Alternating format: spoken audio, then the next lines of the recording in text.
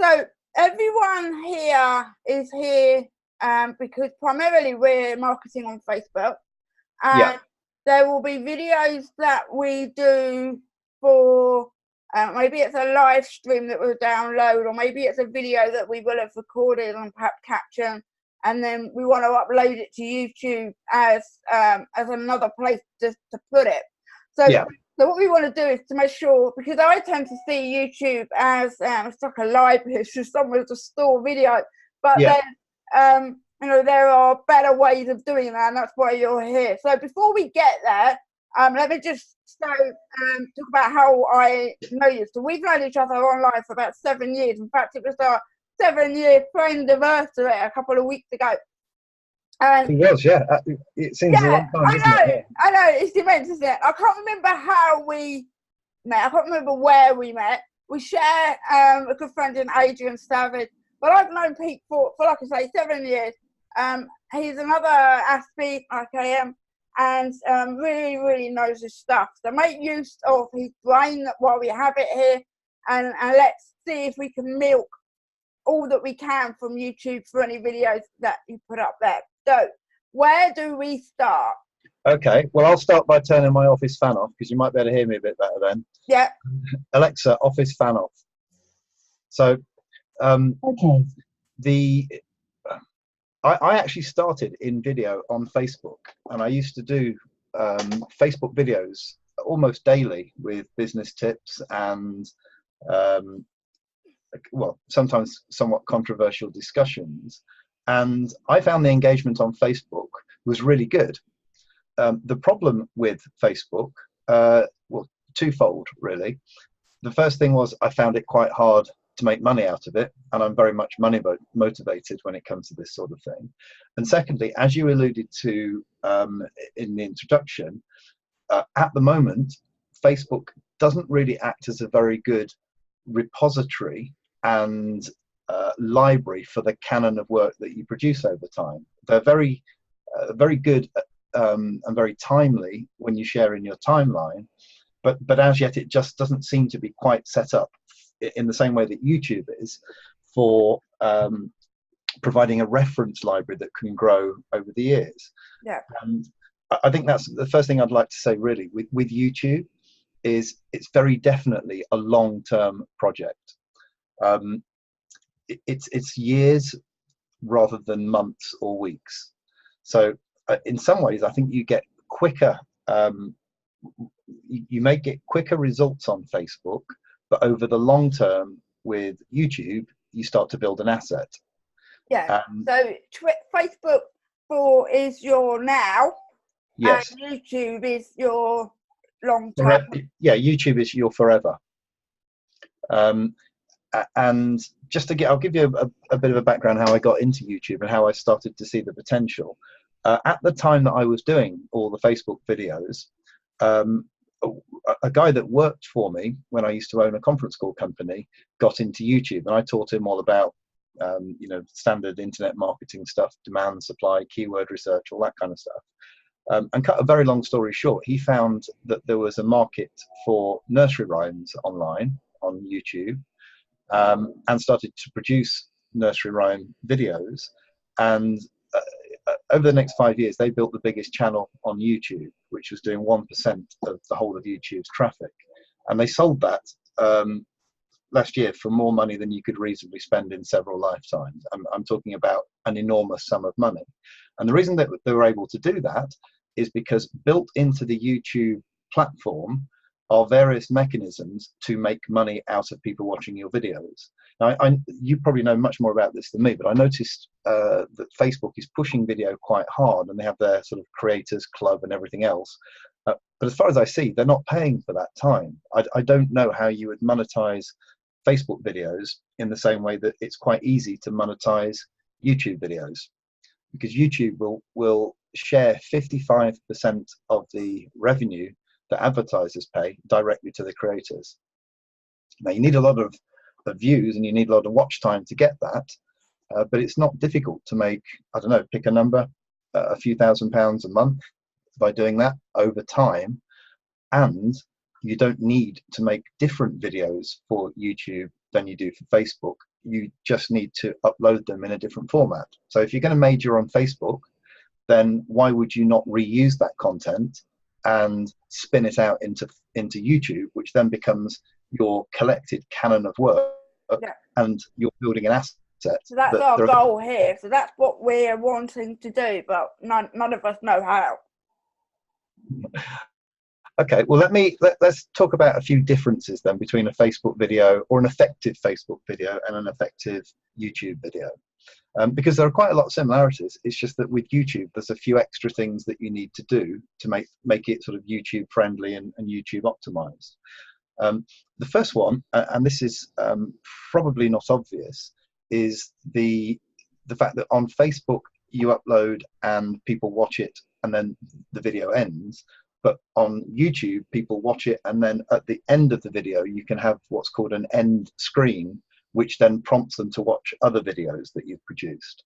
Now, an end screen is just literally a piece of video 20 seconds long, which you would need to tack on to the end of the Facebook video before you upload it into YouTube.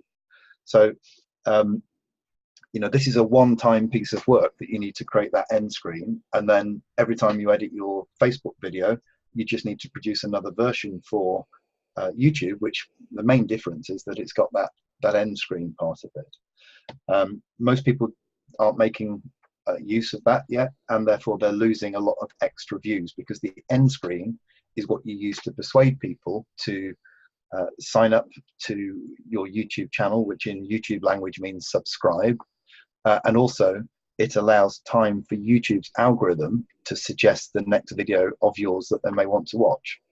Because YouTube is all about keeping people on YouTube. So rather than watching one video, which you may do on Facebook, to be successful on YouTube, you want people to watch one video and then be impressed enough to continue to watch the rest of your library of work. And a lot of that is just structuring the video slightly differently. Because on YouTube, the longer your viewing time, the higher priority they give you. That's right, isn't it? The algorithm is impressed predominantly by watch time. Yes, people talk about the number of views that they've got, but actually it's really about the accumulated watch time in terms of minutes. Obviously you need to get the views to get the minutes, but that segues onto something I was going to also mention. YouTube likes longer videos than Facebook. So you want to be, if you're wanting to repurpose videos for YouTube, then look to make the videos a minimum of 10 minutes long, which is quite a long video if you think about it, compared to many that we see up there. So you might want to produce a shorter Facebook video and then direct them to go to YouTube to watch the full version, the long version, where you go into it in more detail. Okay, so when you do that, I've got a feeling, are you going to, you record a shorter video for Facebook, and then are you linking to YouTube on Facebook, or are you just going off your pop and find it? Well, I would suggest, if building a YouTube presence is your primary motive, then yes, link into YouTube directly from your Facebook. Yeah, you see, now Facebook then, what Facebook then do is restrict the visibility of that post, because they don't want you to do that. Because they hate each other. So if you put YouTube anywhere near Facebook, they're gonna clamp the visibility of it. They won't show it to as many people as they could.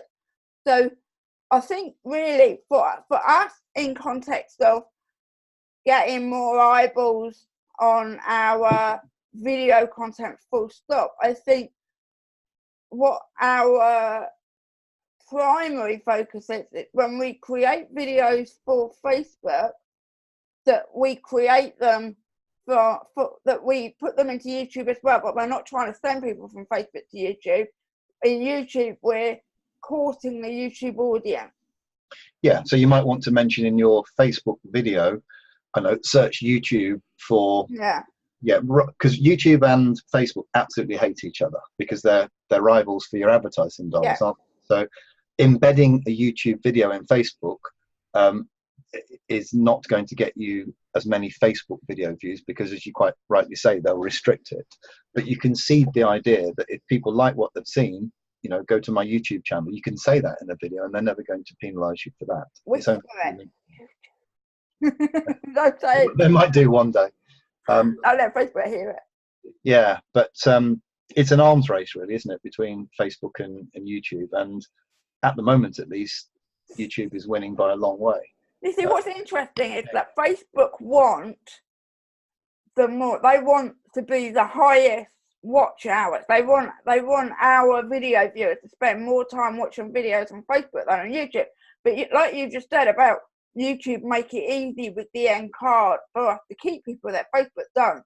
Yes. Yeah, and so they will probably wake up soon, and they will have that ability.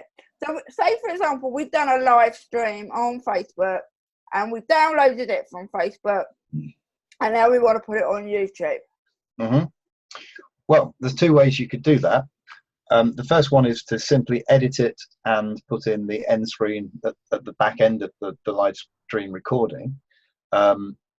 You could, if you wanted to, use something like OBS, which is Open Broadcast Studio, which is free software or similar, and then live stream that recording back up into YouTube, because YouTube does live streams in the same way that Facebook does. So they use OBS to play that video as if it was a live stream over YouTube. Absolutely, yeah. You can live stream on YouTube from your PC using recorded material, and it goes out as live. And the YouTube algorithm loves live videos in the same way that I presume the Facebook one does. Right.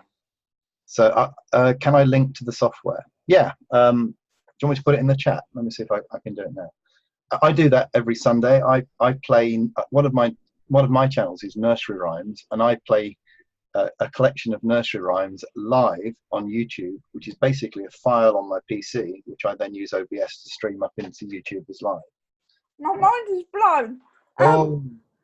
But it's all techie stuff, isn't it? We eat this stuff for lunch, don't we? You and I. It's what we do. But it sounds more complicated than it is. It isn't really complicated. It's just a question of doing it, like everything else. Do you have to upload it and then it plays out? Is it as simple as that? I can show you if you want. I'll do it for you if you like. We can play some nursery rhymes live on YouTube. OBS software. Let's have a look. You got to share your screen first, Boo. Yeah, I better make sure there's nothing on there you don't want to see. Hey, hang on. I'm just going to get this. And then let's talk about what we have to put in each of the boxes to get the max eyeballs. Max eyeballs. And the thumbnail thing that you talked about recently with the faces, and something else you said we posted about recently. All of that juice. That's what I want. I want to milk all of that juice. Oh, you want to milk me, do you? All right, we'll do that then. Let's have a look. So what do you want to do first? Do you want me to show you how to stream live? Mm-hmm. I can do that. I'm just going to close. I've got Tiffany's all excited. Let's have a look, because I could do this. I've got so many windows open. I'm just going to close them all down because it's running quite slow at the moment. Right. Okay, so I'm going to see if I can share my screen. I was just working on some nursery rhymes before you called, actually. Right, let's have a look. So I'm going to go. Where's the Zoom thing? Oh, come on. Right. So if I do share, you can probably see my screen now, can you? Coming. Pete Bennett has started. Right, now we can. Right. Yeah. All right. So I'm going to get OBS up. It's Open Broadcast Studio, which I'm hoping it will run while Skype, not Skype, what we're using, Zoom runs. It's free, by the way, like everything nowadays. Come on. So what this, yeah, here we go. It's always slow when you're waiting for it. Well, it's always slow when you've got Zoom running, I think. So here, this is a file. I'll stop it and start it again. This is a. No, that song. Oh no, we'll be singing it all night now. I'll tell you, if I hear it again, I'll go bloody crazy. Oh, stop it. All right, so there we go. That's the wheels on the bus, and this is just you can't hear the. Thankfully, I hope you can't hear the music, but this is video that I made, and it's a file on my PC. Now, if I press this button here called Start Streaming, that's now going to be streaming live onto YouTube, and I can probably find it so you can see. So if I go into one of my channels, let's have a look, live dashboard. Yeah, there we go. So if you, I'll stick it in the chat somewhere. Can't remember how I share it, but I can't remember where I find the link to share. But that's actually streaming out now live onto YouTube. That's wicked. Yeah. So if this, rather than this being a nursery rhyme, if this was a recording or the file that you've downloaded from your Facebook live stream, then you could stream that live, couldn't you? Yeah. So do all of our YouTube subscribers get told that we're live? They will do if they have notifications switched on. You can see already I've got bell. Ding ding. Yeah. So I mean, it's not a good time of the day for my viewers because most of mine are in the States, but so I've already got, since we did that a few minutes ago, I've got 3 people watching, and then if I left it up there for a while, you know, people would start to tune in. Time for the kids, isn't it? Yeah, it's normally weekends are much for this particular niche. It's better for me at the weekends, but anyway, that I'll stop it now. But so that's how you do it. That is wicked. It's not difficult, is it? No. Once it's set up, so I'll stop streaming now. But that blooming song. Oh, now it goes round and round. But hey, it makes me money. Pays the mortgage. You know, I don't care. It's just find out what they want, give it to them. That's the secret. Okay. Yeah. So we can do that. We've got loads. So we could use our live stream as live streams on YouTube. Yeah, you could reuse your content on YouTube. And when you just did that, mm-hmm. do the captions, in order to do what you just did, do the captions have to be burnt onto the video, or can you upload the captions as well and run them? No, they would have to be burnt onto the video. Be burnt on. Yeah, so you could run that through rev.com if you want to get captions burnt on. Yeah, so we get the captions for Facebook, but so like I use Camtasia occasionally and burn mine on, but on Facebook you can have SRT caption file and video, and then they just run in parallel. But just to be clear for everyone watching, in order to live stream a video with captions, the captions need to be burnt onto the video. Yes, they do with YouTube. Yeah, it doesn't do live captioning. But yeah, you could, if you wanted to upload the captions afterwards, then you could do that using an SRT file. You just can't stream it live. Not live. It's pre-recorded. You can do the captions separately. Yeah, because when you do it live, they've got to be together. Because after you've done your live stream, then YouTube will keep that video as a just a regular video, which you can then go in and edit anything you want in your video manager. But I don't want to confuse people by sort of jumping in too deep, unless you want to. I mean, we can geek out on this all day if you like, but I think it's probably important to sort of talk about the sort of 3 things that you need to get set up properly to be successful on YouTube. Mm-hmm. And the first one is to get your channel set up with the right optimized settings and also graphics such as channel art and things. I mean, it's the same as Facebook, isn't it? If you look like you've made an effort and your channel looks nice, then you're more likely to get people to come and visit you. So that's like a walk us through that. Sorry, Veronica? Walk us through what? Okay, so yeah, I'll use my nursery rhyme channel then. I've got a few of them, but let's do that one. So the first thing you want is to get some nice channel art on your. It's easier probably to show you on the main channel. Really does run slow, doesn't it, with Zoom? Yeah. So you need some nice banner art here. Are you able to zoom your screen a little bit? Yeah, let's see what happens if I go. Is that better? Bit more? That's better. So we can actually see the words that are in. Yeah, that's cool. Yeah.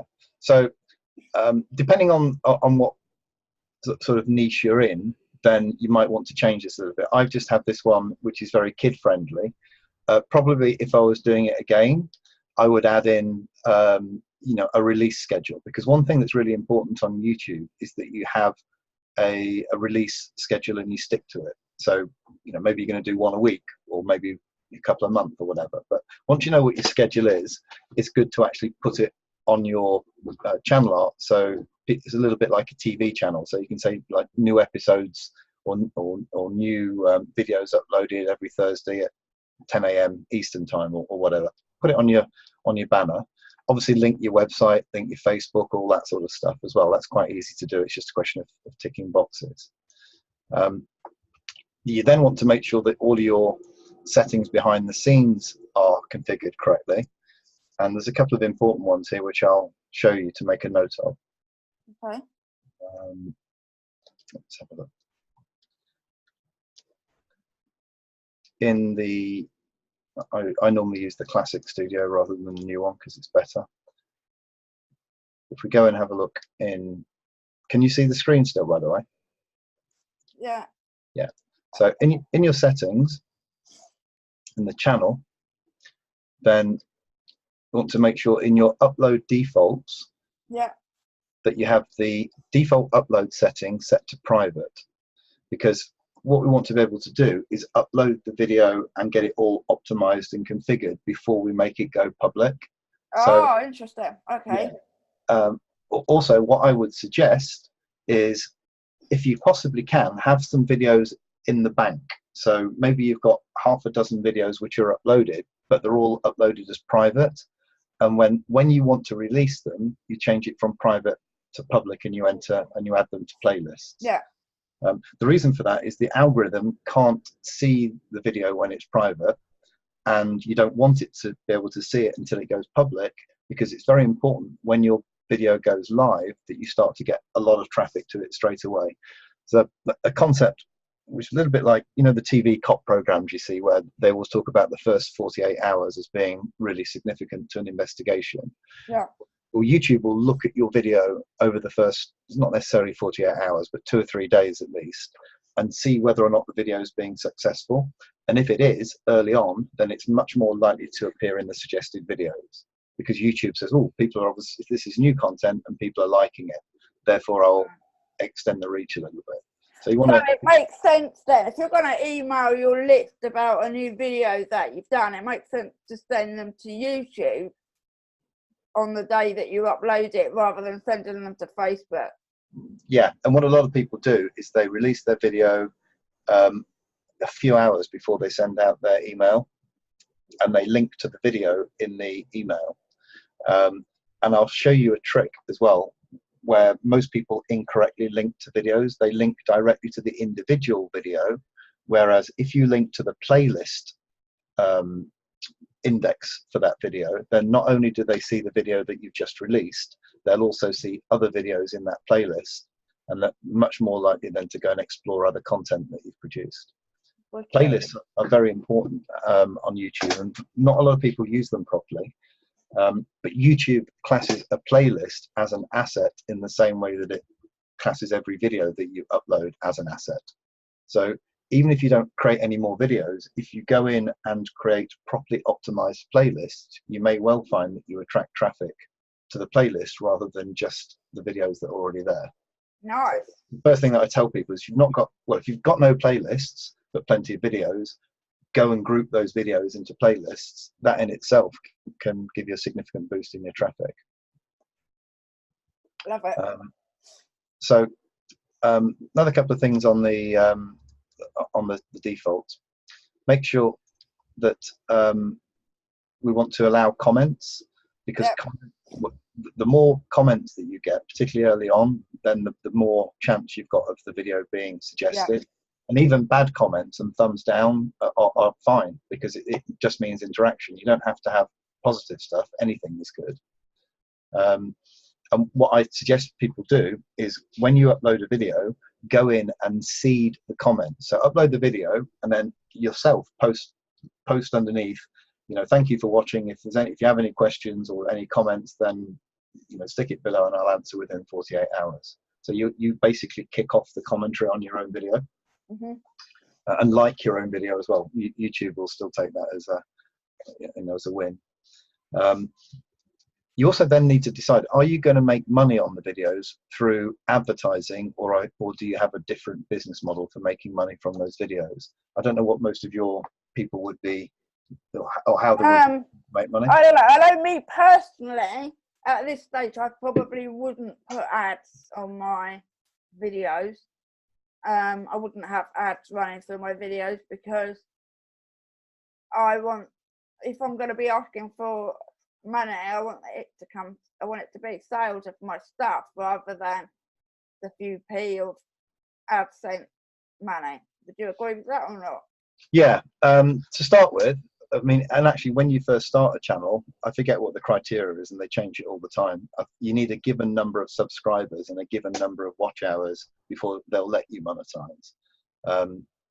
But if you want to make a note, very roughly, depending on the niche that you're in, you need somewhere. You need 1 million views to get somewhere between $600 and $1,000. So you do need a lot of views. Actually, I think surprising I might how have quick. allowed it. I think I might have allowed that, because I've had my YouTube account for 10 years or so. And I think because we're like grandfathered into. I think I might. But What's your channel? What's the channel called? Can you remember? My name. That's just in your name, is it? It's embarrassing. The artwork's shit. Well, if it's shit, just change it. That's the great thing about YouTube, isn't it? You can always go in later on and do it. Hey, there she goes. I've got no idea. Look how old that artwork is. It's all right. At least you've got some artwork. Let's have a look how you're doing on Social Blade, which is the straight away. 2013. It must have been since I updated that. Let's have a look. Let's have a look. Veronica. I bet you're doing better than you think you are. Let's have a look. Come on. Here she goes. Okay, so you've got 144 videos up there. That's good.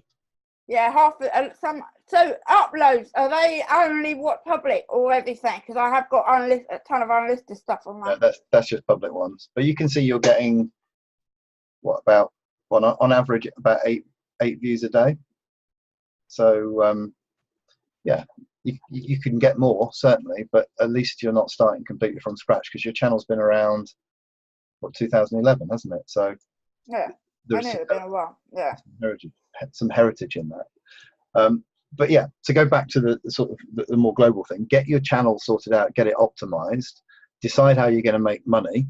And I would suggest in the early days, then don't reckon on getting money from AdSense, but use it as a lead generation where you drive people to your website or to your lead magnet or whatever else you've got. Yeah. Again, there's always a caveat to this stuff, and that much like Facebook doesn't want you promoting YouTube because they're enemies. YouTube's whole business model revolves around keeping people on YouTube and them not clicking off to go to a link and losing them.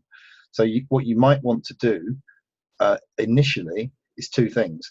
First of all, rather than putting the link to your website in the description where YouTube can see that you're linking away from YouTube, just mention in your video that if you'd like to have my free lead magnet, then Google, I don't know, how to get leads for free or whatever it's called. As long as you it up. Yeah. Rather than actually link off. Yeah. Because YouTube hates it if people leave YouTube, and the algorithm will penalize you for people that you cause to leave the platform. The other thing I'd say is, don't, and I guess it's the same as Facebook, don't always do a pitch, just add value. Mm-hmm. If people are interested in what you're saying, they will Google you anyway and they will find you. But really, it's about adding value to the marketplace. So the same rules as Facebook. I would say, once every 2 or 3 videos, maybe even 4 videos, whatever, do a hard sales pitch. But most of the time, it's about looking into their eyes and building the know, like, and trust relationship by delivering value. Later on, then you can consider monetizing your channel using AdSense, and indeed you should, even if you don't want the money. Because again, think about this: how does YouTube make its money? It makes its money by running ads. So if you've got advertising turned off on your channel, then why would it show your videos when it can show somebody else's channel that has advertising? Oh, of course, right. Yeah. So you always have to try and think with this stuff. It's the same with any platform: is how does the platform make its money, and how can I help the platform make more money? Yeah, which is what I bang on about Facebook, but then I leave Facebook and it doesn't even occur to me. But it is absolutely everything that we say about what Facebook do and think and want is true for the others as well. So what you were saying about the links in the description, is that in the channel description as well? The channel description, yes, you could link off to your social media and your website in what's known as the About section. But every video that you upload has the ability to have a description underneath it. And I would say leave it away from there. Keep links out of that. I would suggest at least to start with, because what we want to do is suck up to YouTube, frankly, don't we, to start with? Yeah.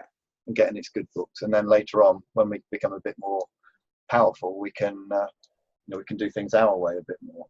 But it is a long game, and I would suggest, unless people are prepared to commit to this for a year, don't bother. Just don't bother. No point. Most people give up way before they're successful. It is going to be at least a year before you see any kind of real growth. But by being there, you're in the game, aren't you? Exactly, yeah. But most people are lazy, and they start off with good intentions, and then they stop doing it. I just say, well, just if that's you, just don't bother. Just recognize that you're not going to do it, and don't waste your time. But the rewards are very definitely there if you stick at it. Yeah. Okay. Many of the clients that I've had with YouTube consultancy have said that they have done videos, and sometimes years later, people have watched them and then signed up to a workshop, for instance. But it's a very lonely experience, and I found the same when I was doing my Facebook videos. Is that for the first however long it is, and it's going to be at least 90 days, maybe longer, it feels like you're talking to yourself and shouting into the void. And it's very lonely. A way to combat that is to be all over the comments. So when people comment, it's exactly the same as Facebook. You don't need to be an extrovert, you just need to be responsive and supportive, and be in love with the process of the journey that you're on, and connecting, the opportunity to connect and respond more. It's all about I take the view, and I teach the view, that if somebody has made the effort to comment, that's quite a big thing for somebody to actually put that effort into you, and there's another 49 million people next door. At least honor it. I make a point of loving or liking and loving, because there's two different buttons that you can press, every single comment, even if it's a negative comment. Because even if it's a negative comment, you can say something like, well, I'm really sorry you feel that way, I don't agree, but I appreciate you stopping by. That's still a signal to the algorithm that there's engagement. And it's surprising how many times when you get, for want of a better word, idiots commenting, if you go back and you're polite to them, they'll quite often come back and apologize and say, well, I didn't mean it like that. Totally. But there's no point losing your rag and getting involved in a flame war, because there's no winner on that, really. And all you do is deposition yourself in the minds of other people that read it but don't comment. And again, like Facebook, you'd be very surprised at the amount of reach that you get. The people that will be lurking and reading without commenting is huge. It's quite incredible, really. But again, I come back to, can you stick at it for 90 days or more? Or can you stick at it for a year? I don't know many people that can, but I don't know many rich people. And there's often a correlation between being able to defer gratification and keep commitment and success, however you judge that, isn't it? Whether it's weight loss, whether it's money or anything else in life, you've got to put the time in and the commitment. But you also need to know how to do it properly. Otherwise, you can waste a lot of time. And if you look, I'll go through a few tips for optimizing your individual videos. Would that be helpful? Yeah. So, okay, so on YouTube, the most important part of any video optimization is the title. And Title, okay. the title should contain your primary keywords, but not appear to be stuffed. By that, I mean it should read well for humans as opposed to just reading well for the algorithm. So give me a title of one of your videos, Veronica, and let's see whether or not it would be good in terms of optimization. What would you typically call a video? Yeah, I mean, I when you say find your keyword, I like idea about any of that. And I'm just like, oh, what can I call it? And I'll just call it something. So if you wanted to look at one of my video or look at one of my videos and rip it apart about to demonstrate how it should be compared to my amateur efforts. Well, let's pick one. And by the way, I'm not saying that yours are bad in any way, but there's always ways that you can optimize, isn't there? The great thing is a lot of the stuff you can do retrospectively. Yeah. So let's pick one at random. This one, for instance, AdWords. I won't play the video, but I'm presuming that this is about Facebook ads, which is great. Facebook conversion ads. Yeah. Here's a tip that you can do. Sometimes it works, sometimes it doesn't. What we'll do is we'll go to YouTube and we'll put what you were thinking of the title in to the YouTube search and see what it comes up with. See, by doing this. Oh, okay. This is what they're searching. Yeah. So maybe rather than just Facebook conversion ads, you might want to make it Facebook ads conversion strategy, for instance. Yeah. Adding a year on the end of it can also help because people look for stuff which is up to date. Now, there are tools out there, and I use TubeBuddy, which is not very expensive, but that would allow you in 2020 to go through and do a global replace of 2019 on all the titles on all of your videos. So you can go back. So if I did that, because this one was recorded last year, I think, but it will still be relevant. So I could put 2019, supposing I did it last year and it would say 2018 because it's up to date, I could go back this year, and if it's still relevant, change it to 19. Yeah, that's right. And you can do that on, automatically for hundreds or thousands of videos at once. So that, I'll just get a notepad up. So where's it go?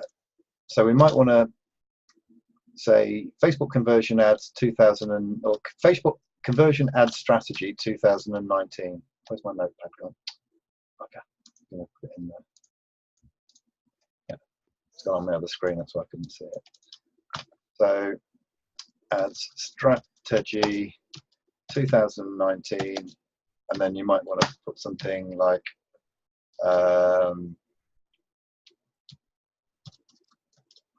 free tips, so something like that, where we've got keywords in here. Okay. And having these vertical lines helps the algorithm parse it. So people are looking for free tips on Facebook ads strategy. You could probably get to #1 on YouTube just by changing the title, frankly, with that sort of stuff. Once your title is done, should you ever put your name in the title? You can, if there's enough room. I sometimes put by and then my channel name. So you could put, and I'm not great at typing. What's that thing where you get your things mixed up in your head? Dyslexic. I get a bit of that. But yeah, you only get 100 characters. But if there's enough room, then there's no reason why you can't put your name at the end of it. Cool. How many characters did you say the title is? 100. Okay. Yeah, but I would change the title to that if that's less than 100. Yeah. Straight away. Okay. Then the next most important bit is the description. And the first 2 lines of the description are the most important. The algorithm will start at the top of the description, and if it'll read down, it will assign more significance to the top 2 lines than the rest of it put together. So you want to try and get some keywords in here. Same keywords as the title? Same or supported ones, yeah. So, you know, again, it's a little bit like website stuff. You don't want to make it look like it's keyword stuff, but you might want to use a different word for conversion. You might want to use Facebook, you know, effectiveness or something similar. I mean, to be honest, that isn't too bad, is it, really, the one that you've got in there already? But you might want to just, you know, revisit that again, look at some of the keywords that people are searching for, you know, using this things in here. Facebook adverts. So if we take conversion out of that, and they're searching for Facebook ads, return on tutorial. Yeah, there we go. Facebook ads tutorial. Oh, Facebook ads tutorial, beginners step by step. Love it. Yeah. Yeah. So in this video, I show you how to 2019. Set up a Facebook ads for beginners step by step to get the highest conversion rates or something like that. But I say to know what you're buying. What that video is about is that front screen when you go to Facebook ads, and you've got all of these options, and people are buying engagement and wanting conversion. Conversion, yeah. Yeah, I find Facebook ads a right pain in the arse, frankly, but yeah, I know what you mean. But you know, what you've done so far isn't bad, but we could tweak it, couldn't we? Yeah, that's the point. Yeah. The least important bit, ironically, which people think is the most important in terms of SEO at least, is the tags. So after you've got the description, then you would get the tags. Now, I can't see your tags because I'm not in your account, but Okay. there are actually, maybe I can. No, the zoom thing is over the top. Can you see here? So if I was doing this, Bill, could you go to this video? Could you log into our YouTube and just copy and paste what they are or something? But it's going to be like, from a guess, if I was doing this now, it would be like Facebook ads, Facebook conversion ads, Facebook advertising. It wouldn't be anything. Yeah. Clever. But there are 2 types of tags, and it's important to understand the difference between them. Although you put all the tags in the same place, we want to have a set of common tags which are on every single video that you ever upload. So one of the common tags might be, in your case, Veronica Pullen. Or more deep marketing. Exactly that. But the key thing is that they're on every single video, because what YouTube will do, and you'll know when you've cracked it when YouTube starts doing this for you, is it will show a video to a viewer, and it will then use its algorithm to suggest other videos that the viewer may like.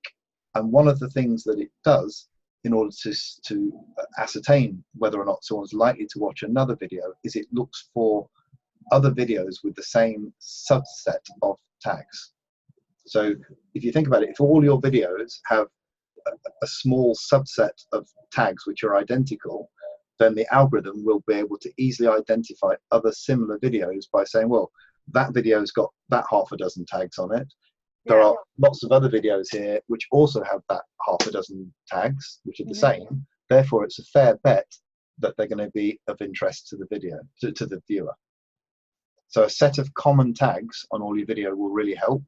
And then you want a set of individual tags which are specific to that particular video. And then do you also want to have tags to, like, so say if I did another video about conversion ads, to have a tag like Facebook conversion ads in each of those videos, to have like a subgroup?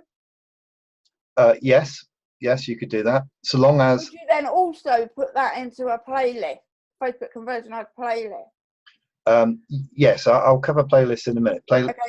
playlists are very important, and we can actually, again, I don't know how deep you want me to get into this, but we can even automate it so that YouTube automatically adds videos to playlists based upon the tags, so that you don't even have to remember to do it manually. But I don't want to give people. I think that's probably an advanced thing that we can come to you and learn that. This is really to get us moved, get us this. I mean, what we've done so far has been brilliant. To get some more, get better with what we've got.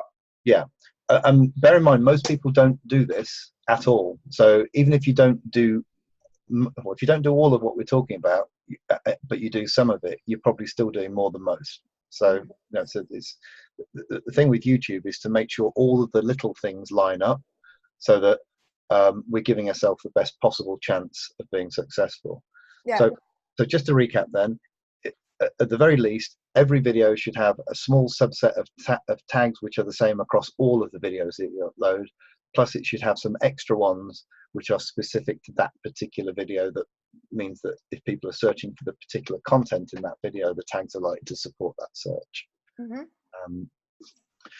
The next thing, and this is probably the most important thing, is the thumbnail. Thumbnails have become more important in the last year, certainly in the last few months, because YouTube is now looking at the click-through rate from thumbnails to views, and the ratio of times that people see it, an impression in other words, and the number of people that click on it is becoming really significant in terms of the videos that it suggests to viewers. So almost always tweaking the thumbnail will have the biggest effect. So if you were to go back through your videos now and we were to tweak some of the thumbnails, I'm sure that your number of views would go up significantly. A great thing about YouTube is that you can always test things. So again, TubeBuddy, I can show you, for example, I've got one running here at the moment. You can A/B test 2 thumbnails. So you upload one version, you upload another version, and then you let it run, and TubeBuddy will tell you which of the 2 thumbnails is best. Now in this instance, there isn't much difference, only 1.2% difference between the 2. But in some of them that I've done, there have been 50%, even 100% difference between just 2 slightly different thumbnails. I'll pick one at random and just see if I can find one. It's always. Wasn't it you? We said that they show you 3 frames, show the frames. I pick up your face, and you then use that frame and do a graphic around it. You said that, didn't you? Yeah. If you're stuck to decide which frame from your video to use, then YouTube, and I'll show you that again in a moment, just to make it clear to people. YouTube will usually suggest frames that you could use as a basis for creating a thumbnail, but then you want to go one step further and make it nicely branded and make it, attractive. And I can give you some guidelines as to how to do that. But this was actually quite a good. I just stumbled on this one, but you can see here. Look, the variation in this case, this thumbnail outperformed this one by 24%. Wow. So just by changing the picture, that's gone up by 1/4. Now, as I say, in some of them, it's 100% or more. So, and often it's not the one that you like the best, which does the best. It's just one that other people like the best. At the end of the day, it's really important to understand that what you like doesn't matter. It's what the viewers like. Yeah. And really, YouTube's a very brutal mistress. If you do everything right technically, but nobody likes your videos, you're still going to fail. So it really is a question of pandering to the audience and giving them exactly what they want. But thumbnails, as you can see here, make a big difference. I'll pick another one. Let's just see. I don't know. So was it the one with the writing on it that did better or worse? I haven't noticed a pattern, actually. I would normally say use the writing, not necessarily because. Let's go back. No, I mean, of those 2 videos that you just had on the screen, one had Old McDonald's written on it. Yeah, that one actually outperformed that one in this instance, but I have had it the other way. Right. Yeah, but there's no hard and fast rules, because I have had it the other way around. But I would say, if possible, leave the writing in there, because YouTube's algorithm will read the writing as well. So even if the thumbnail doesn't perform quite as well, then the one with the writing on is probably the one to go for, because YouTube's algorithm can read what's on your thumbnails. Cool. So, but you can see just a small difference there has made quite a big difference in terms of conversion, hasn't it? Yeah. So the watchword here is experiment. Experiment with it. So what are you looking at there? This is not in YouTube. This is separate software, is it? Yeah, this is a thing called TubeBuddy, which is okay. a few bucks a month. I don't know. I forgot. I don't know how much it is. $50. I don't know. Honestly, I can't remember. I've had it for years. But then every time I produce a video, I produce 2 thumbnails, and then I run it for 14 days, and then I stick with the one that works the best. And if I have a video that isn't performing very well, the first thing I'll do is go and try a new thumbnail and benchmark it against the existing one. So it's not, I mean, YouTube isn't really a fire and forget. You sort of have to go back in and do some gardening on it and optimization, really. But anyway, that's a demonstration of how the thumbnails are important. Yeah. I'll show you what I mean about the suggested thumbnails. Yeah. I'll use, I have this other stupid channel, Go Slow TV, which I use as a teaching vehicle. I'll show you on that one.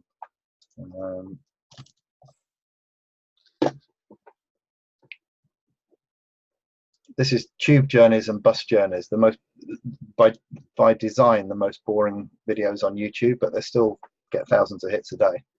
So if I can get hits like this, just think how many you can get if you've actually got interesting videos. Let's have a look. Let's have a look. So going to I'll just pick a video at random.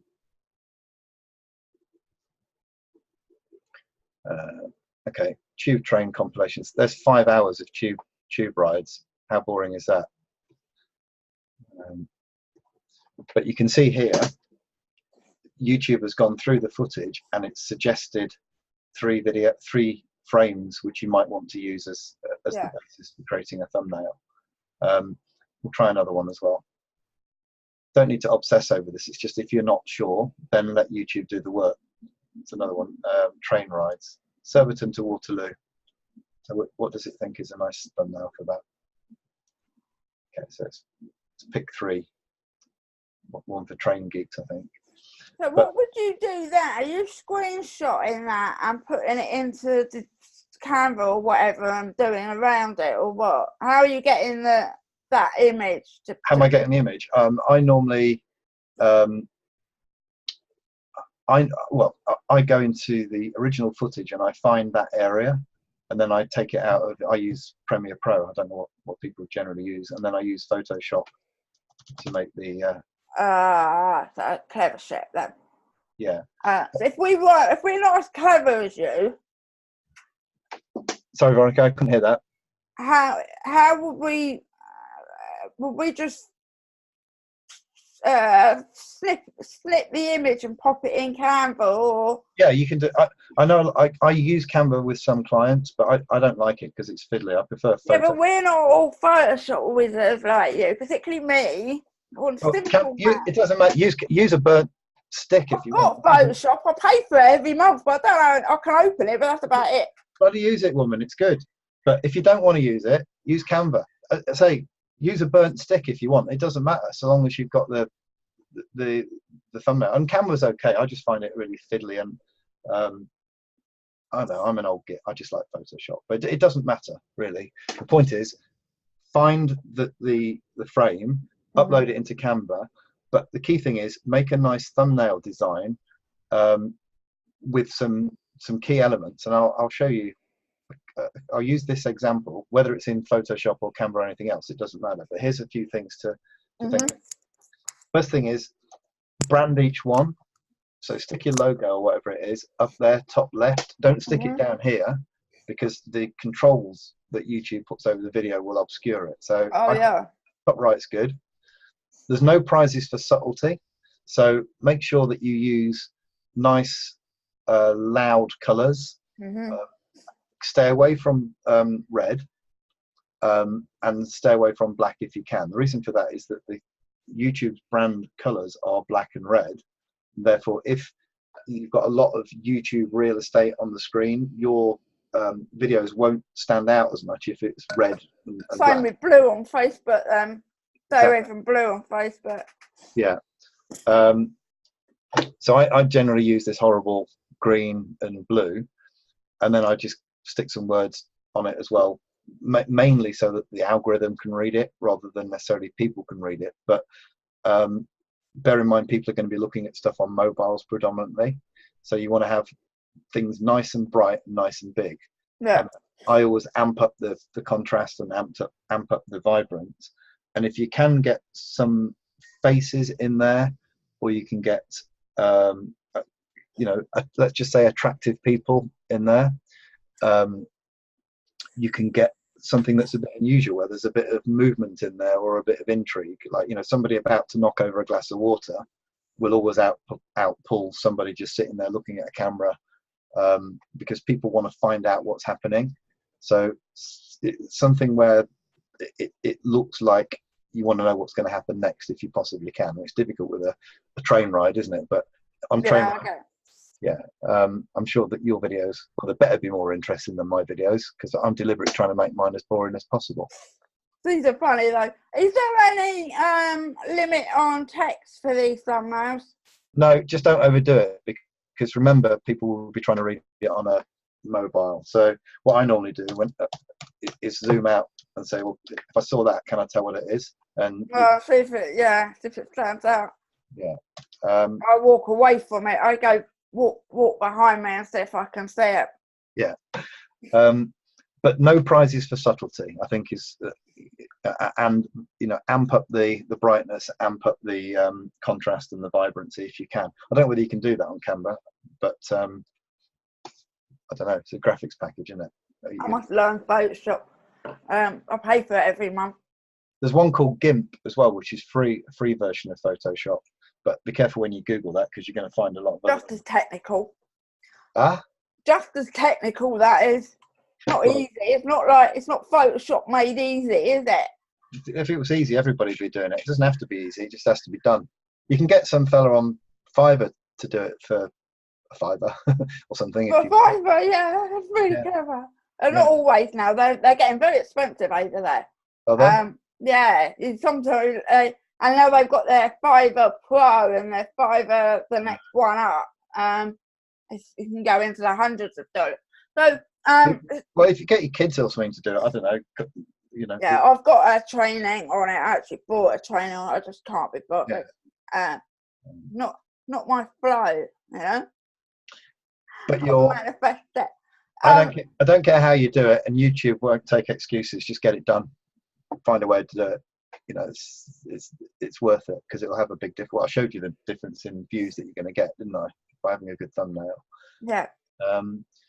Yeah. So the next thing then is playlists. Yes, playlist. Right. Playlists. I'll see if I can get back to the. Yeah. Let's get out of Photoshop. Yeah. Take me back to somewhere I know what I'm doing. Let's have a look. Let's go into playlists.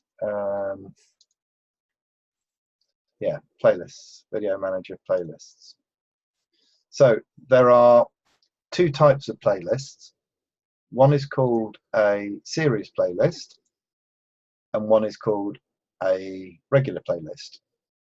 And the difference between the two is that series playlists are designed for things where you have different episodes. So think of it as like is it Netflix? They have like different series, don't they? Game of Thrones or whatever. You'd have series 1 and then loads of episodes, and then you'd have series 2, then loads of episodes.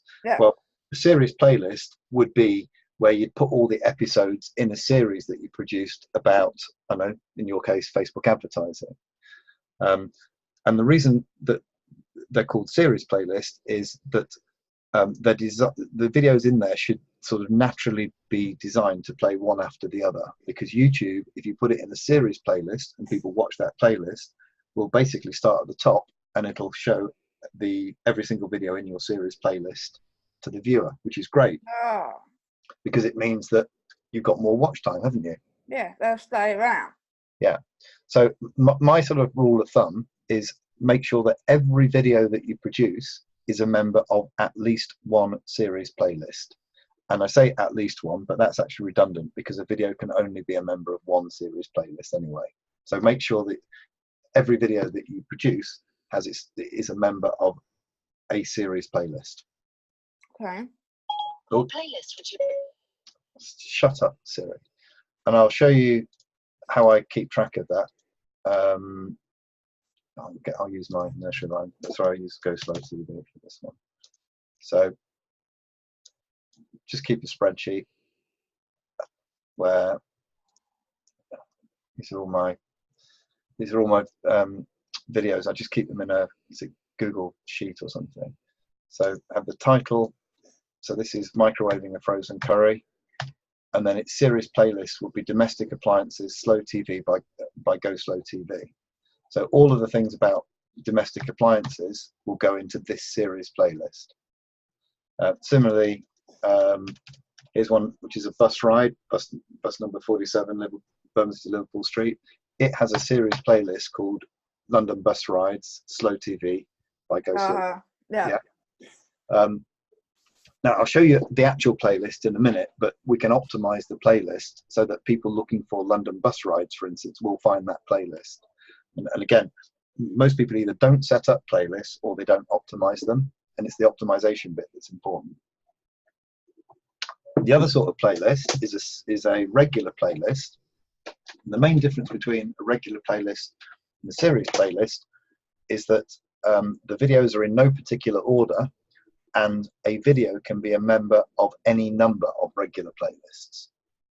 So although this particular video is about a London bus ride, we could also add it to a regular playlist, which would be, I don't know, things to do in London for tourists. Or we could also add it to one which is public transport in London. You know, as many different things as we can think of, which is still on topic, we can create playlists for and add our existing videos in. And as I said before, when you do that, you create each playlist that you create is another asset that will be indexed by YouTube's algorithm and therefore has the possibility of being recommended or discovered when people are searching. So this is similar then to when you have blog posts on your website and you have categories and tags. Categories are similar to playlists then? Yes, yeah, very similar. But the difference is that it is a completely standalone asset as far as YouTube is concerned. Yeah. And they're free and they're not difficult to set up. So why would you not do it? Yeah. But I think it's important to have a strategy and records, as I've got here, where you actually make a decision as to which series playlist it's going to be in, and then at the time of publishing you can then also decide which other ones you want to put it in as well. And that I'll show you how to optimize a playlist. If I can go back to yeah, so I'll just pick one at random to edit this playlist.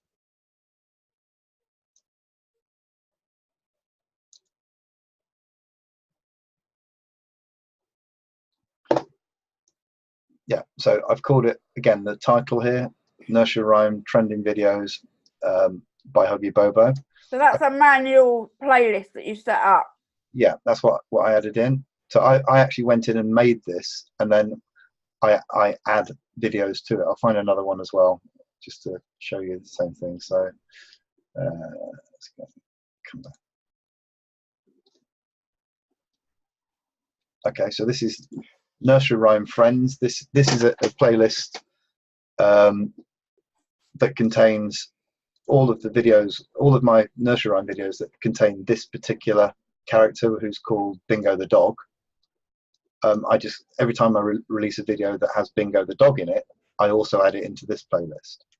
But notice that we've got some optimization here in that nursery rhyme is a keyword that people will be searching for. If people like Bingo the dog, they may be searching for Bingo the dog, so there's another keyword. I stick at the end my channel name, and then in the description, nursery rhyme videos featuring Bingo the dog. So we've got some keywords in there, which this is optimized rather than just being called, I don't know, dog or something. How do you add a video to a thumbnail? Playlist? You do that when you actually make a video go live. So if I go into, I'll go back into the, I don't want to mess around with this channel because this one pays my mortgage. I'm going to go back into another. So you have to go into each video individually and tick. You can do that, or you can set it up to automate. The key thing is when you shouldn't add you should not add a video to a playlist until it goes live. Otherwise, if you've got a private video in a playlist and people click on it, then they won't be able to see the video, and it'll look, like they've not got permission to see it. So yeah, part of your go live, it'll skip over it. Yeah, part of your go live is to add. Well, let's go back. It's easier to show you rather than tell you. So at the point that you make it public, you add it to the playlist. Yeah, or you can automate. I can't click on it for some reason. Or you can. Oh, sorry, it's your Zoom thing's in the way. Yeah, at the time you make it public, then you either add it manually to the playlist, or you use automation to do that, which you can use TubeBuddy to do that, or you can set up playlist automation and add videos into playlists automatically based upon the tags that they've got. But I mean, I can go into that, but it's just how Propeller. Is that in YouTube or is that Zapier? That's in YouTube. Yeah. In YouTube. So, yeah. Is it simple to set up? If it's simple to set up, show us. All right, I'll set one up now. Then I'll show you. And then we'll check what's in the Q&A box as well. Yeah, let's have a look. I haven't been looking at the Q&As and stuff. Let's have a look. So, we'll tell you what. Let's just set a new playlist up. That'd be easier. So we'll do a new playlist, and I'll delete it. So test playlist.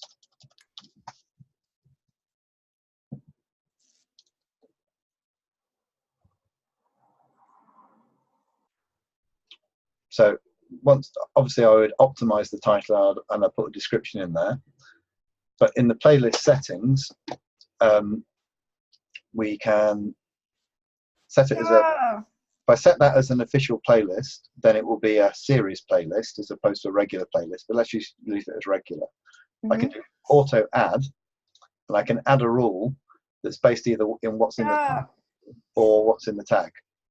So if it's got, I don't know, Route 47 in, if it's tagged as tag 40, that's cool. Then the video will automatically be added when it goes public into that playlist. Yeah, that's cool. So as soon as you change it to public, the rule will kick in and it will add it. Exactly, yeah. But you kind of just need to do a bit of planning and be a bit organized. So you need a spreadsheet with, these are my tags and these are the playlists that are going to be fired by that tag. It's very boring, but once it's done, it's done. Oh, that's cool. That's neat. Yeah. Okay, so let's check what we've got in here. So I'll go up. So we've got a link to software that we've done. Caroline's looking for likes and hearts. Spent too long on Facebook. I don't know what that means. What does that mean? So you said liking and hearting is two different things. Are they just next to each other? Oh yeah. So let me go into. So when I'm moderating the comments, I'll go and I haven't done my comments today, so let's have a look what people are saying. Really don't like this new thing. Right, so go into community. I'll go into comments. This is a TubeBuddy function, by the way, where you can just get it to show you. Come up. Oh, fuck's sake. Oops, sorry. It's right, so show me comments I haven't replied to. So I don't know, this bloke here, extremely expensive to get an apartment near the Thames River, but it's a good view. Okay, so I do thumbs up, I do a heart, and I say something like, yes, it's expensive, but it's worth it. Reply. Please do a night tube on the Jubilee line, please. Okay. Yeah. Put it on the list. And you just have to do this, really. You just have to go through them. Yeah, like blog comments, really. Is like just sit there and do it. But you can see, even on my channel, which is as boring as hell, all of these, I mean, this is just today's comments. You get a lot of engagement so long as you go in and, you know, be supportive with the responses. And seriously, my videos could not be any more boring. So you guys ought to be able to get a lot better results than me.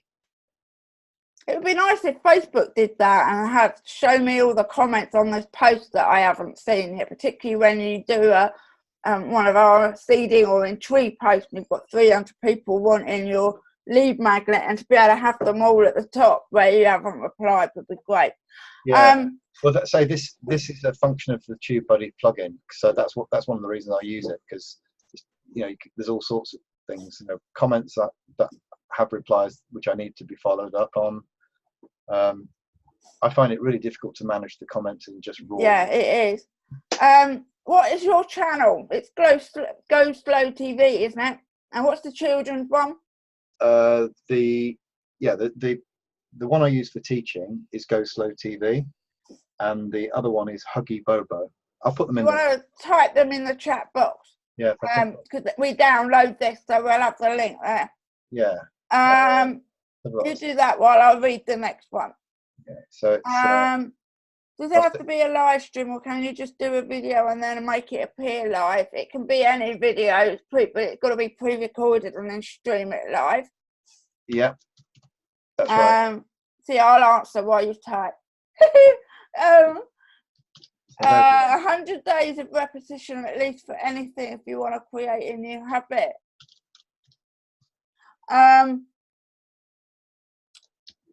Is there an optimum number of common tags? There's no scientific, but I'd say half a dozen is probably all you need. Otherwise, you'll just end up flooding it. Half a dozen is fine. Yeah. Half a dozen is fine. Brilliant. Are you allowed to show recognisable faces without getting permission? Don't know. Never asked permission. Huh? I don't know. I've never. I'm always of the mind for asking for forgiveness rather than permission. I think there are some rules around. I think if people don't want to be videoed, then you should. They should stay at home. Yeah, I don't know. Honestly, I don't care. I think actually, Caroline. I think it was Caroline that asked that, wasn't it? There is in the GDPR group. This was dealt with in over there. Suzanne's done videos on this, and I think you can if it's like a street shop. But Suzanne has answered that over there. If you want to be completely clean, I'd go and check it out. The dimensions for the thumbnail. They need to be in, what's it called? It's 16. 16 to 9. So it's 920 1080. That's right, isn't it? 920 1080. 1920. 1080. I'll get 1920 1080. So 1920 times 1080. If you are using Canva, they've got in there. They've got what they call a presentation 16 to 9 template. That's the template you want to use. Yeah, and the Canva ones, they've got some quite good sort of template design ones that you can fiddle around with and make it yours. Yeah. So Tiffany asked about the lines in your title. Where do you add those lines? How do you segment? So it's like, so like you have London bus line, Richmond to whatever line, and where do you put the lines? Just between what you consider to be your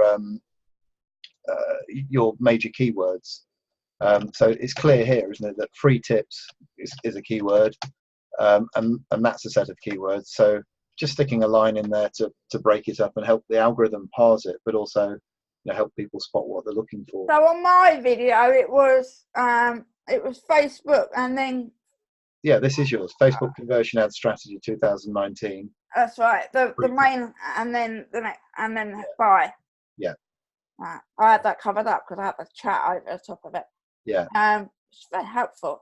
But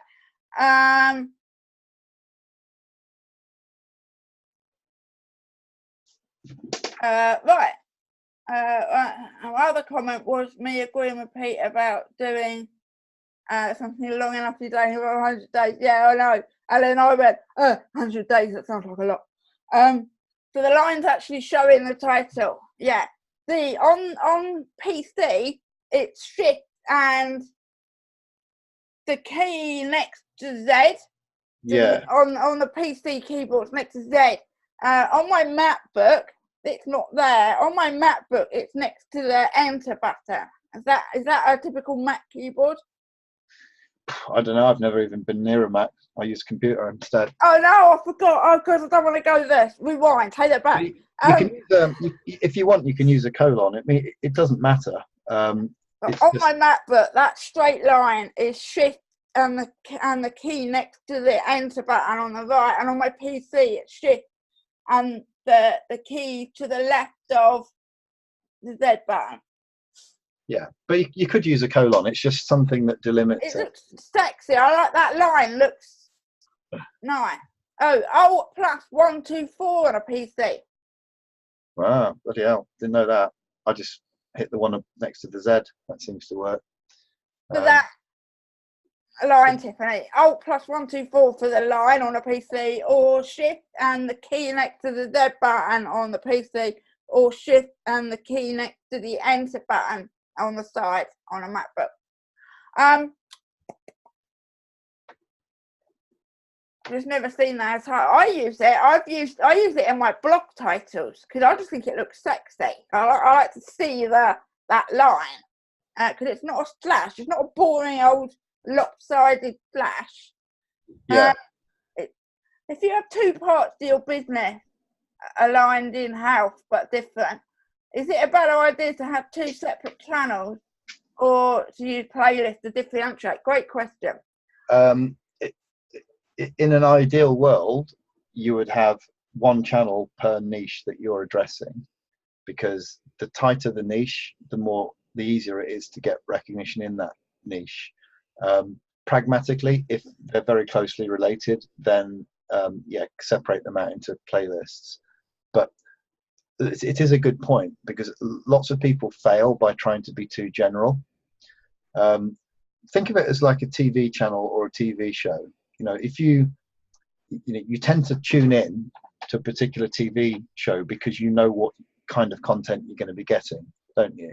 So, many of the channels that are very successful come up with lots and lots of different ways to cover the same content. I mean, if you look in the ones on relationships, for instance, there are whole channels which are all about how to, get a husband, how to get a husband back. Whole channels how to, I don't know, how to make up after an argument or whatever. But they're very specific. So you would go to that channel if you wanted to find out how to get back with your husband if you had an argument. You wouldn't go to that channel and then expect to see a travel blog about Malaysia, or I don't know, cooking recipes or something. So one challenge is to be able to come up with content which probably gets quite boring for yourself because you feel like you're repeating yourself.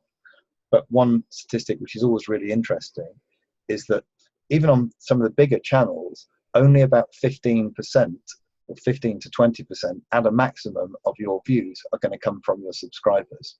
So every video that you do, you should attack it like you're talking to someone who's never seen you before, because most of your views will come from people who have not seen you before. So it's quite hard to stay fresh sometimes. And also, you might beat yourself up thinking, well, I can't do that video because I did something very similar. Yeah, it doesn't matter at all. It doesn't matter at all. No, I just churn out Wheels on the Bus over and over again, and people watch it. I bloody hate that song. Every time my heart sinks every time I come to do a new version of it. But that's what the kids want. That's what they get.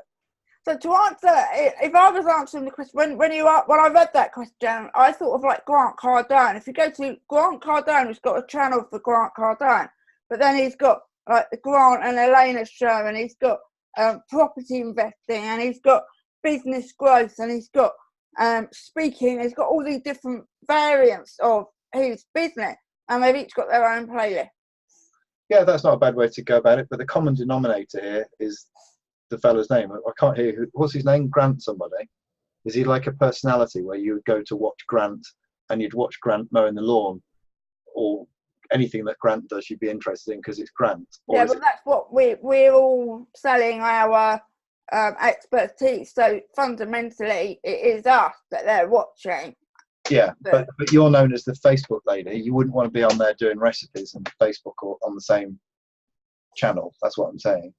You know, if you wanted to start branching out into recipes or I don't know, herbal healthcare or something, you'd set a separate channel up. Otherwise, you would dilute the focus, both in terms of the subscribers, because you can only hit one subscribe button, and that subscribes you to everything or nothing. So you want to major on the thing that's bringing the bacon home. And then segment the playlist to try and make it more organized around that main thing. You can't really have one channel unless you're just doing it as a personality, where celebrities, the product is them, but the product is not them teaching Facebook. The product is them being a dick, isn't it, or whatever they do. I'm not much into the celebrity stuff, but yeah. There's a general rule: the tighter the niche on the channel, the more successful you'll be. So Tiffany's saying that her audience has changed, her content has evolved over the years. A lot of people watching the videos from 7 years ago are old type client, and that she also said that she hasn't ever made a direct sale from YouTube apart from one video that made it for me once, a couple of grand from Coke. But I think that's really, we don't know, because we don't know what of our YouTube videos they've watched to form their overall opinion of whether they want to buy or not. So I think it's the same with, we would never be able to say it was one unless they tell us that it was one single Facebook video that somebody had bought from. It's all of it. It's all of it might be that one, might be one post that motivates them to buy, or one video that motivates them to buy, but it's not the single factor. So there are likely sales that have come through YouTube videos that you're not aware of. It's the same with Facebook, isn't it? You and I have been around on Facebook for donkeys, and you often get clients as a result of the fact that they've seen stuff over the years. Yeah. Maybe they can't even remember exactly what they saw. They just know that you're credible. They know that you know your onions, and that you're generous with your content, and it's not, one of these rip-off merchants who fly by night. But no, to come back to that point, try and stay as focused as you can, and also look at what's successful. I mean, this is the great thing about YouTube is you can put videos up, and then you can see which ones are successful from the analytics, and then produce more of similar content based upon what the numbers tell you. What the numbers say. Yeah, brilliant. So this has been absolutely incredible. So really thank you for everything that is shared with us. We've done all the questions, so I think we'll let you go. So do you want to say where you want people to connect with you? Well, I'm normally found on Facebook. I hang around on there quite a lot. Pete Bennett UK. I'll stick it in the chat. Yeah. It's facebook.com, isn't it? And then just Pete Bennett UK. And I'll also stick my email address in. But I'm on Facebook most of the time. Most of the time, yeah. Stirring it up, causing trouble. Pete views online. But say I don't do a lot of speaking and a lot of events and all that kind of stuff anymore, because frankly I can't be asked, and I get more results from YouTube, frankly. I mean, the great thing about YouTube is it's out there selling for you all the time, isn't it? Yeah, you're a very clever man, and you're a very funny man as well. Geek. I'm a geek. We're all geeks, though, aren't we? We are. Yeah, we are. And it's funny when always amused when Pete does all of my. If I ever have videos edited, I just give them to Pete because I know he's going to geek out all over them, and I'm going to get the best video because he has to fiddle. But I am always smiling when we put the two of us together trying to explain something to somebody else. It's like we talk like because we're both really passionate about what we do, and we get in all of the little details about what we do, and then someone else is like, what? We have to translate that. But no, I absolutely love being around you. You're a delight. So I really want to thank you for what you've given us this afternoon. You're welcome. It's been really fun, and I want people to be successful. So just get off your ass and do it. Really, no excuses, is there? Just do it. No. You've got all the information you need now. Exactly. So watch out for us trending. Do we trend on YouTube? Oh, God knows. I hope not. We'll be in trouble, won't we? We'll be YouTube stars, and we'll be on I'm a Celebrity as a YouTuber. I got interviewed to go on MasterChef once. I'm glad I didn't get it because I wouldn't want them to find out what's in my underwear drawer. Right, let's go. Thank you. I'm sure you'll have that they'll come to you and go and connect with them because he's a very funny man. Sometimes a bit grumpy, but you have to get with that. It's funny grumpy. And I'll pop the recording in the group. All right, my love. Talk to you again soon, yeah? Right, thank you. Cheers. Bye. Bye, everyone. Bye.